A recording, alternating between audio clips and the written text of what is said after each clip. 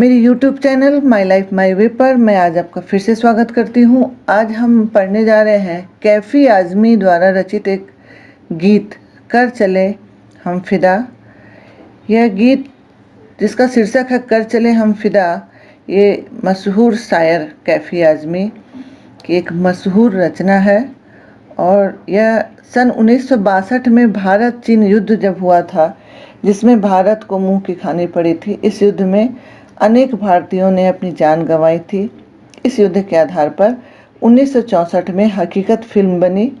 इस फिल्म के लिए देशभक्ति का यह करुण गीत इन्होंने लिखा था। इस गीत में गीतकार ने उन जांबाज देशभक्तों की भावना को वाणी दी है जिन्होंने मातृभूमि की रक्षा के लिए हंसते हंसते अपने प्राण न्यौछावर कर दिए थे। तो इस गीत को और इसका भावार्थ देखने से पहले हम कैफ़ी आज़मी का थोड़ा परिचय देख लेते हैं। कैफ़ी आज़मी का असली नाम अख्तर हुसैन रिजवी था। उत्तर प्रदेश के आजमगढ़ जिले के एक छोटे से गांव मिजवा में 14 जनवरी 1919 में इनका जन्म हुआ था। गांव के भोले भाले माहौल में कविताएं पढ़ने का इन्हें शौक लगा। भाइयों ने प्रोत्साहित किया तो खुद भी लिखने लगे। 11 साल की उम्र में उन्होंने अपनी पहली गज़ल लिखी थी। किशोर होते होते मुशायरे में ये शामिल होने लगे।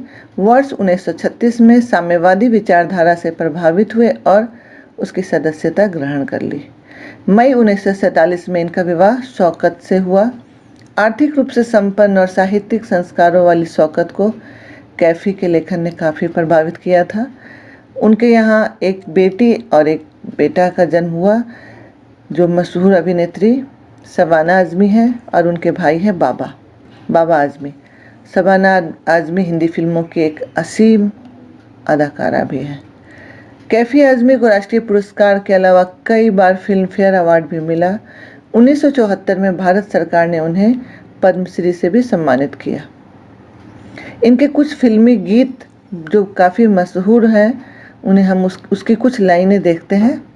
मैं ये सोच के उसके दर से उठा था, ये लाइन है हकीकत फिल्म की।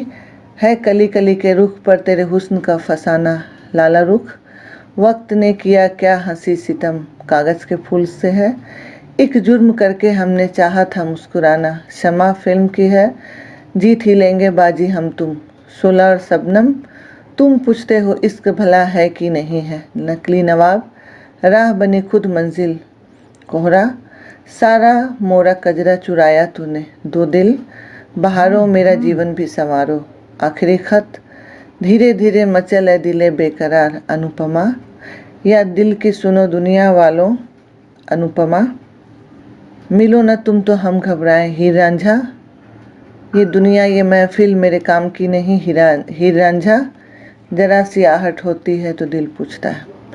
और कुछ मशहूर लाइनें हैं। जिस तरह हंस रहा हूँ मैं पी पी के अश्क ए गम, यूँ दूसरा हंसे तो कलेजा निकल पड़े। इन लाइनों में काफ़ी गहरे अर्थ छिपे हुए हैं। दूसरा, कोई ये कैसे बताए कि वो तन्हा क्यों है, वो जो अपना था वो ही किसी और का क्यों है, तुम जो इतना मुस्कुरा रहे हो क्या गम है जो छुपा रहे हो, तेरी उम्मीद पे ठुकरा रहा हूँ दुनिया को, तुझे भी अपने पे ये एतबार है कि नहीं। ये कुछ मशहूर लाइनें हैं उनकी शायरी की। अब हम इनके इस गीत को पढ़ते हैं और उसका भावार्थ देखते हैं। कर चले हम फिदा जानो तन साथियों, अब तुम्हारे हवाले वतन साथियों, सांस थमती गई नब्ज जमती गई, फिर भी बढ़ते कदम को न रुकने दिया, कट गए सर हमारे तो कुछ गम नहीं, सर हिमालय का हमने न झुकने दिया, मरते मरते रहा बाकपन साथियों, अब तुम्हारे हवाले वतन साथियों।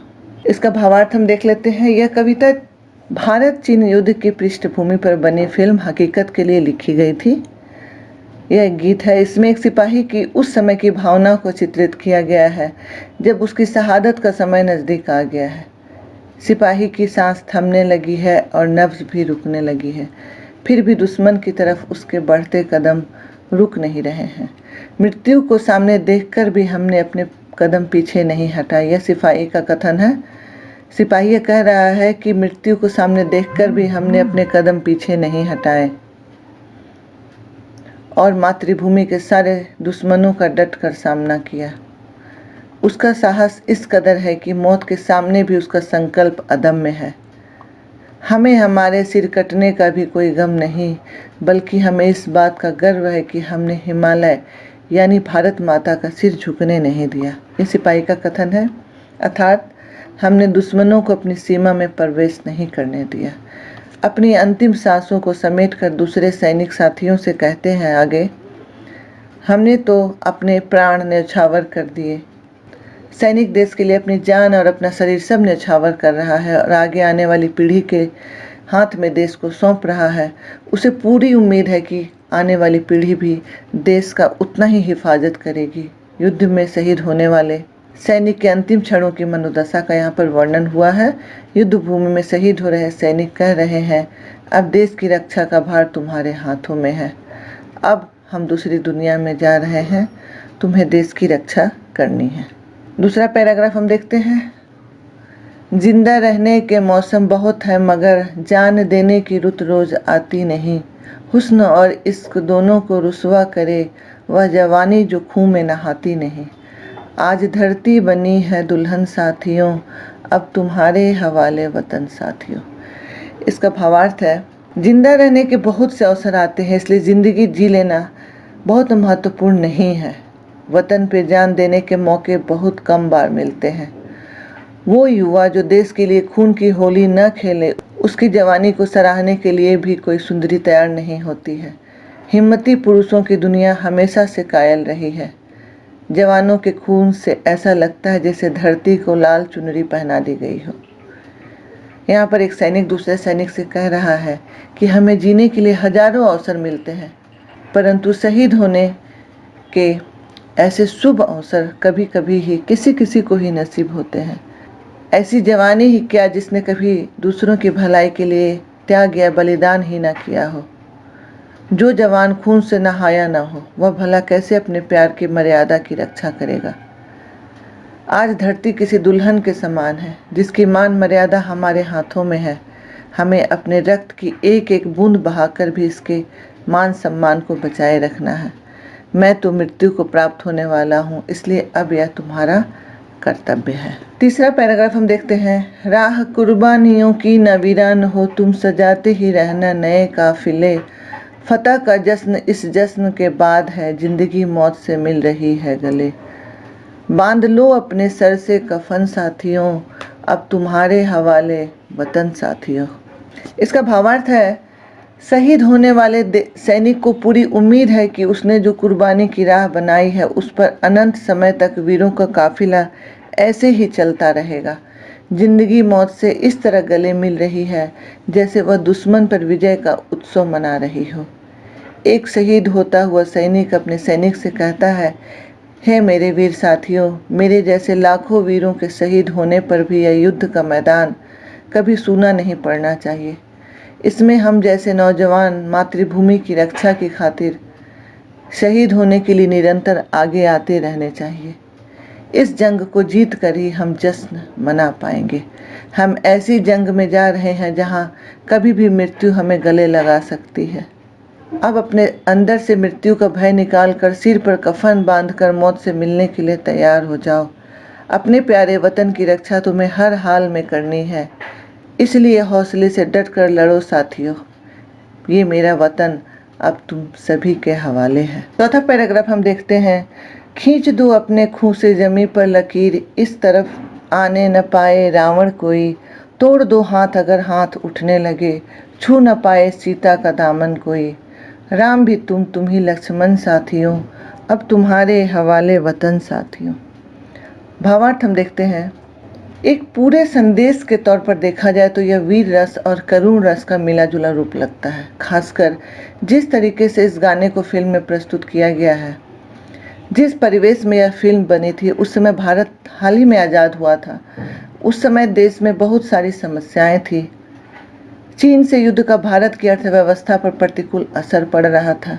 उस समय एक ऐसे संदेश की जरूरत थी जो देशवासियों को उसके वीरों की कुर्बानियों से परिचित कराए और स्वावलंबी बनने की प्रेरणा दे सके, तत्कालीन प्रधानमंत्री ने जय जवान जय किसान का नारा देकर जनता में नई प्रेरणा दी थी। यह गीत उस समय की सामरिक तथा सामाजिक मनस्थिति का बड़ा ही सटीक चित्रण प्रस्तुत करता है। शहीद होते हुए सैनिक के माध्यम से देश के बहादुर सैनिकों को यह संदेश देते हैं, हमें सीमा पर अपने खून से लक्ष्मण रेखा खींच देनी है ताकि दुश्मन रूपी रावण हमारी सरजमी पर कदम भी न रख सके। कवि यहाँ भारतवर्ष की तुलना सीता माता से करते हुए कहते हैं कि अगर कोई भी हाथ इसकी ओर उठे तो उसे वहीं तोड़ देना चाहिए। जैसे प्रभु श्री राम एवं लक्ष्मण जी ने माँ सीता को रावण से बचाया, ठीक उसी प्रकार तुम्हें भी हर हाल में भारत माता की रक्षा करनी होगी। शहीद हो रहा सैनिक अपने साथियों से आखिरी सांस लेते हुए कहता है, मैं भले ही शहीद हो रहा हूँ लेकिन अब वतन तुम्हारे हवाले है, इसकी हर हालत में रक्षा करना मेरे बहादुर साथियों। और ये बहादुर साथियों में हम सभी आते हैं, हम सभी देशवासी हैं। हम सभी का कर्तव्य है अपने देश के लिए त्याग करना, बलिदान करना, अपनी मातृभूमि से अपनी जान से बढ़कर प्यार करना। और कोई भी ऐसा देशवासी नहीं होगा जिसे अपने वतन से प्यार ना हो।